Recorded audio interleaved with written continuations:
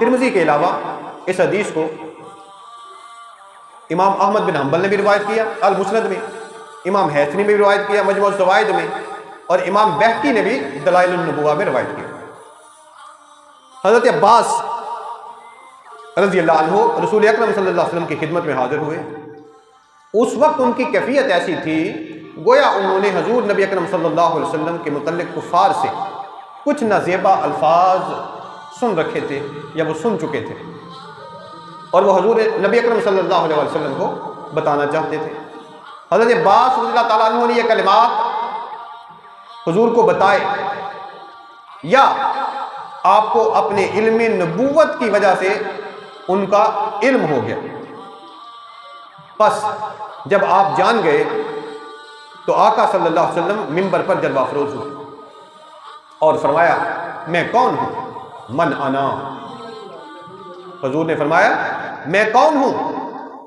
صحابہ کرام نے عرض کیا آپ پر سلام ہو، آپ اللہ تعالیٰ کے رسول ہیں۔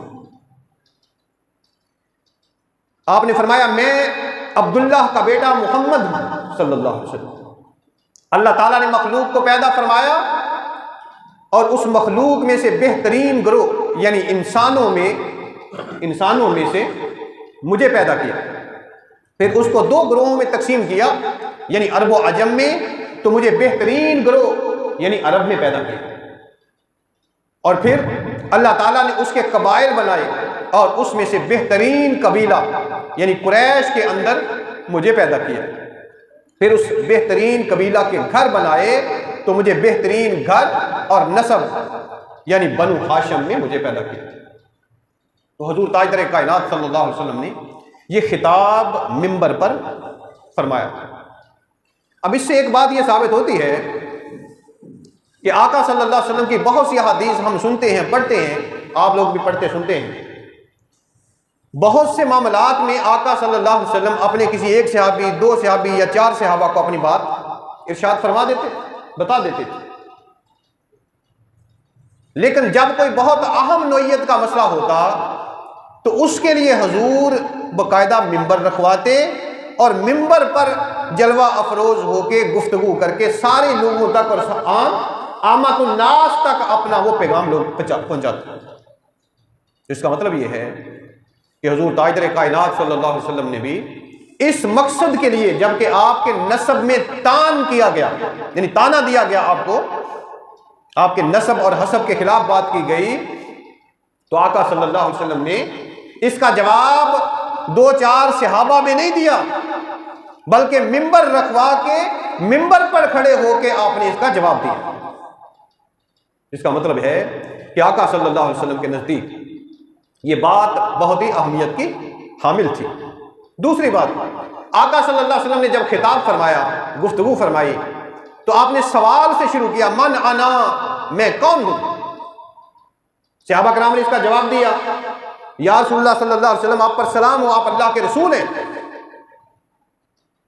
اور یہ حقیقت تھی، صحابہ کرام نے حقیقت بیان کی کہ آپ اللہ کے رسول ہیں، یہ حضور کی شان ہے، لیکن حضور رحمت دو عالم صلی اللہ علیہ وسلم اس جواب سے مطمئن نہیں ہوئے۔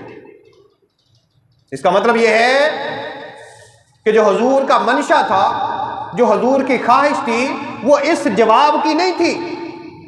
آپ اللہ کے نبی ہیں، اللہ کے رسول ہیں، یہ بات تو بالکل ٹھیک تھی، درست تھی، لیکن حضور اس جواب کو چاہتے نہیں تھے۔ اس کا مطلب یہ ہے کہ حضور چاہتے تھے کوئی اور جواب دیا جائے، اور جب صحابہ کرام کی طرف سے کوئی دوسرا جواب نہیں آیا تو پھر نبی رحمت صلی اللہ علیہ وسلم نے خود سے اس کا جواب دیا اور لوگوں کو بتلایا کہ میں عبداللہ کا بیٹا، میں محمد عبداللہ کا بیٹا ہوں، عبداللہ ابن عبد المطلب کا بیٹا ہوں۔ یعنی آپ صلی اللہ علیہ وسلم نے اپنی نسبی فضیلت اور حسب نسب کو بیان کیا، کیونکہ آپ کے حسب نسب کے حوالے سے تانا زنی کی گئی، تو حضور رحمت عالم صلی اللہ علیہ وسلم نے اس کے مطابق جواب دیا۔ اس سے یہ بات ثابت ہوتی ہے کہ آقا صلی اللہ علیہ وسلم اپنے والد کا ذکر فرماتے اور اپنے حسب نسب کا ذکر کر کے اپنی نسبی فضیلت اور برتری کا ذکر فرماتے۔ حضور رحمت عالم صلی اللہ علیہ وسلم کی نسبی فضیلت کا ذکر آقا صلی اللہ علیہ وسلم نے خود فرما کے اس عمل کو اپنی سنت بنا دیا۔ اپنی پیدائش، اپنے والدین، اپنے آبا و اجداد، اپنے قبیلے اور اپنے خاندان کا ذکر کر کے نبی رحمت صلی اللہ علیہ وسلم نے گویا کہ اپنے میلاد کو منانے کی اپنی سنت کو قائم کر دیا صلی اللہ علیہ وسلم۔ دوسری بات، اس حدیث پاک میں نبی رحمت صلی اللہ علیہ وسلم نے نماز کا ذکر نہیں کیا، روزے کا ذکر نہیں کیا، زکوٰۃ کا ذکر نہیں کیا، حج کا ذکر نہیں کیا، حلال اور حرام کا ذکر نہیں کیا، یعنی احکامات بیان نہیں فرمائے، صرف اپنا حسب نسب بیان کیا ہے۔ اور نبی صلی اللہ علیہ وسلم نے یہ بیان فرما کے بتلا دیا کہ دین فقط نماز، روزے، حج، زکوٰۃ کا نام نہیں ہے۔ اگر نبی صلی اللہ علیہ وسلم کی فضیلت، نبی کے آبا و اجداد کا ذکر جو نبی کی نسبت ہے، اور نبی صلی اللہ علیہ وسلم کی ولادت اور ولادت والا گرانا اور خاندان، اس کا تم ذکر کرو گے تو یہ نبی کی سنت کے عین مطابق ہے، یہ نبی کی سنت ہے۔ نبی رحمت صلی اللہ علیہ وسلم نے اس کا ذکر فرمایا۔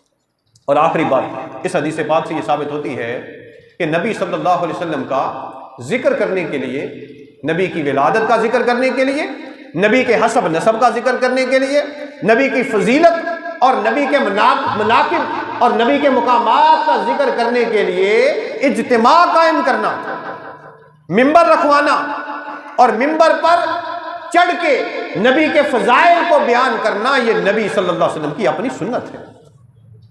یہ ایک حدیث پاک سے ثابت ہے۔ تو دوستان محترم، حضور تاجدار کائنات صلی اللہ علیہ وسلم نے اس کے علاوہ بھی اپنے بہت سے فضائل اپنی زبان مبارک سے بیان فرمائے اور لوگوں کو بتلائے۔ اس کی وجہ یہ ہے کہ حضور کا مقام حقیقت میں عام لوگوں کی نگاہوں سے اوجل ہے۔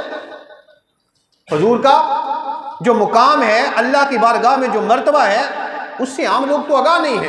تو ان کو آگاہ کون کرے گا؟ یا تو اللہ نے قرآن میں آگاہ کیا، یا پھر حضور رحمت دو عالم صلی اللہ علیہ وسلم نے اپنی زبان اقدس سے اس کو بیان فرمایا۔